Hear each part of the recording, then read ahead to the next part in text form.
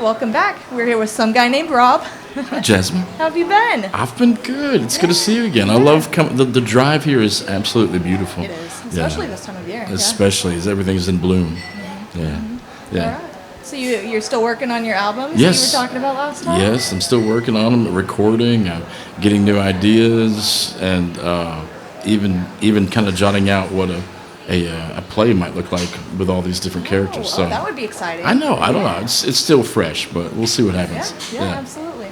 Yeah. All right. So, I'm just waiting. I got no questions. You started telling us some stories last time, and you said you had to cut it short because the interview was running a little long. Oh, don't ask me to remember what we were talking about. So I do remember asking you about if somebody has talked to you after a set and told you that they really liked your music and it moved them in some type of way, and you did have a couple of stories. Yeah. Well, I don't want to retell stories, but Well, yeah. I've had some great. There's a line in a song of mine called "Let It Rain," and it says, "No, he never said sorry, and no, he never will.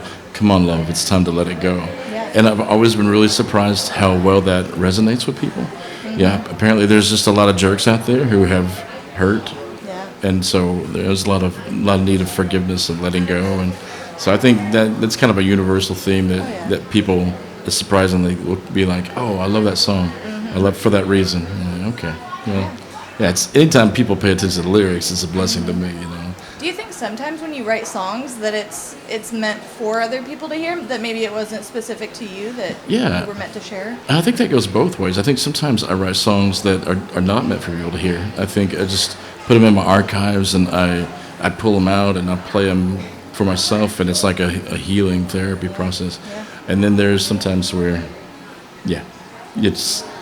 I'll give you an example. Like I wrote a song.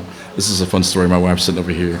So I wrote a song called "What Do You Think, Christine?" And I wrote it in the private back room of our house, my little studio. And I was absolutely sure nobody was in the house. So I felt very comfortable, very free. And I had been in a relationship with this girl when I was 18, 19 years old, and I just broke her heart.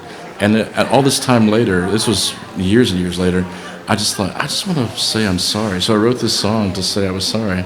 And I'll play that tonight. That can be one of our songs. And I just was going to write it and tuck it away. And then suddenly my wife peeps her head into the room. She's like, "What song is that?" And I was like, "Oh, crap." I was like, "Babe, this song is not." She's like, "Play it for me," So I play it for her, and she kind of sits there tearful, and she's like, "I think that's one of the best songs you've written." She's like, "You need to put that on your next album."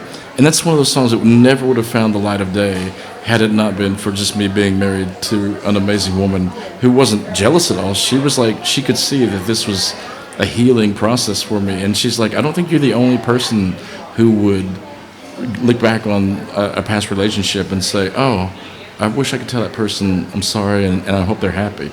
And that's really the chorus of the song is, if I could tell you just one thing, I'd like to say I'm sorry. And if I could tell you just two things, I truly hope you're happy. And that's, who knows if she's ever heard it, but that's not the point. The point was... That's a beautiful message. I'm sure a lot of people that needed to hear it I hope so, I hope so. Yeah. It's really cool. I like how music can kind of connect people like that. Me too. Especially different walks of life. People come from all over the place, and they can always just get down with some music. Yeah. All right. Yeah. Well, that's about all I've got for you tonight. Let me tell you why I chose this John Prine song. Okay, yes. Can I do that? Great, yeah. Okay, so the place I cut my teeth was called Kelts, and it was in Altus, Arkansas, just a stone's throw away from Ozark, Arkansas, right? And Kelts was just this fun place. They would want you to play originals. They would want you to play fun covers. They would do all the stuff. And then there was this guy who worked there. His name was Calvin Ray was his name, and he was a dishwasher and a cook, and he'd do all these amazing things. And then at the end of the night, he'd pick up the guitar and he would play this song. I didn't know it was John Prine. It was "Dear Abby," and he played it so much. Like, that was his thing. When he picked up the guitar, you know he was going to play "Dear Abby." So I chose "Dear Abby" by John Prine, and I didn't even know. It wasn't until this week, whenever I was doing some research on songs to come here at Norfork and perform, and I was like, "Oh my goodness, I've known this song the last 25 years of my life and had no idea it was John Prine." That's awesome. Just goes what a great songwriter he is and how vast and lovable his songs are.